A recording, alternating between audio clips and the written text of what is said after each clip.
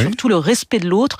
Depuis, la xénophobie et le nationalisme sont proscrits de mon univers. Ah, D'ailleurs, oui. vous dites, avant je votais pas, maintenant je vote Oui, contre. contre. Oui, Contre.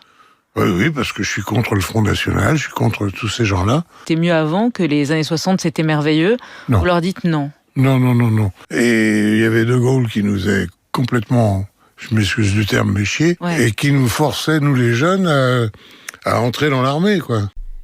Eddie Mitchell, 82 ans, peinard dans son bel appart d'un des quartiers les plus chics de Paris, enfile son costard de donneur de leçons et vient nous expliquer au petit peuple qui est idiot ce qu'il faut penser. L'interprète de la dernière séance, autrefois cool et rebelle, se transforme en chroniqueur politique de salon. Et devinez quoi ? Évidemment, il vote désormais, mais uniquement contre le Rassemblement national, parce que tous ces gens-là, c'est pas son truc. C'est un peu facile, non, Eddie. Monsieur Mitchell, qui ne votait jamais avant, a une révélation citoyenne sur le tard. Entre 2 verres de whisky, une petite session vinyle, il a réalisé que la montée du RN, c'était grave.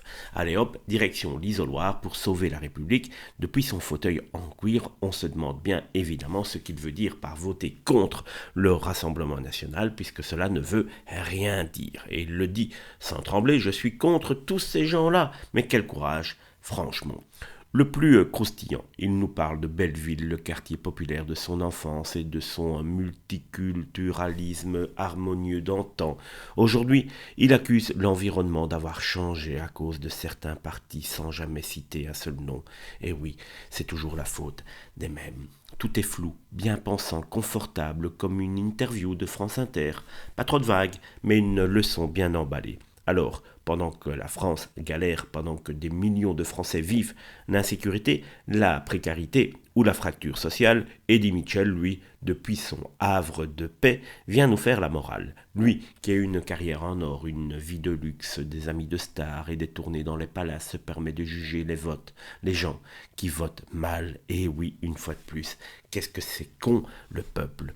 La morale de l'histoire, les stars vieillissent mal et quand elles s'ennuient, elles votent utile contre tous ces gens-là. Mais surtout, elles parlent beaucoup, bien planquées et surtout, loin du réel, Monsieur Eddie Mitchell. On n'a pas besoin de vos leçons de morale à 2 balles. Nous, la France, on la connaît. Celle d'en bas, celle qui a des problèmes, celle qui ne s'entend plus, celle qui est fracturée.